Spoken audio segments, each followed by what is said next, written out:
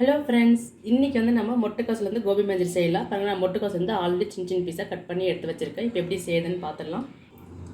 முட்டைக்கோஸ் வந்துட்டு கட் பண்ணது வந்துட்டு 2 கப்பு சேர்த்திக்கலாங்க. 2 ஸ்பூன் கார்ன்ஃப்ளவர் மாவு சேர்த்திடலாங்க. 2 ஸ்பூன் அரிசி மாவு சேர்த்திடலாங்க.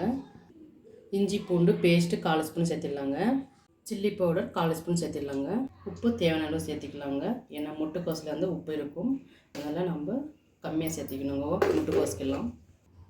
இப்போ தண்ணியெல்லாம் எதுவுமே சேர்த்துறது வேண்டாங்க, அப்படியே பிசையலாம். அதெல்லாம் நல்லா மிக்ஸ் பண்ணி ஆச்சு. இப்போ கொஞ்சோண்டு தண்ணி சேர்த்திக்கலாங்க. தண்ணி வந்து லைட்டாக சிறுகிச்சு நல்லா பிசையலாம். நல்லா பிசைஞ்சு ஆச்சுங்க. இப்போ நம்ம உருண்டை பிடிச்சிடலாம். எண்ணெய் வந்து நல்லா சூடு பண்ணி ஆச்சுங்க. நம்ம உருண்டை பிடிச்சி நிதானமாக ஒன்று ஒன்று விடலாம். எல்லாமே இதே மாதிரி விட்டுக்கலாங்க. இப்போ இதெல்லாம் நிதானமாக திருப்பி விடலாங்க. அப்புறம் எல்லாமே நல்லா வெந்திருக்கு. இப்போ இது எடுத்துடலாங்க. கோபி செஞ்சாச்சுங்க. இப்போ மஞ்சரி செய்யலாம். இப்போ எப்படி செய்யுதுன்னு பார்த்துடலாம். 2 ஸ்பூன் ஆயில் விடலாங்க. பொடியாக கட் பண்ணது வந்து இஞ்சி சேர்த்துக்கலாங்க 1 ஸ்பூனு. பொடியாக கட் பண்ணது பூண்டு சேர்த்துக்கலாங்க 1 ஸ்பூனு.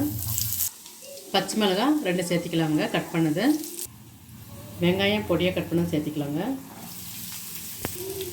இப்போ இது எல்லாமே ஃப்ரை பண்ணிடலாங்க. 2 நிமிஷம் ஃப்ரை பண்ணாவே போதும். வெங்காயம் வந்துட்டு நிறையவே வதங்குறது வேண்டாம். பாருங்கள், 2 நிமிஷம் ஆச்சு. இந்த அளவுக்கு வதங்கினாவே போதுங்க. உப்பு சிறிதளவு சேர்த்திக்கலாங்க. சில்லி பவுடர் சிறிதளவு சேர்த்திக்கலாங்க. சோயா சாஸ் 1 ஸ்பூன் சேர்த்திடலாங்க. சில்லி சாஸ் 1 ஸ்பூன் சேர்த்திடலாங்க. டொமேட்டோ கெச்சப் 2 ஸ்பூன் சேர்த்திடலாங்க. இப்போ இது எல்லாமே நல்லா மிக்ஸ் பண்ணிக்கலாங்க. நல்லா மிக்ஸ் பண்ணி ஆச்சு. இப்போ நம்ம செஞ்சு வச்சு கோபி வந்துட்டு போட்டுடலாம். இப்போ இது வந்து நல்லா மிக்ஸ் பண்ணிக்கலாங்க. நல்லா க்ளீனாக மிக்ஸ் பண்ணி ஆச்சுங்க. கொத்தமல்லியில் தூவிக்கலாம்.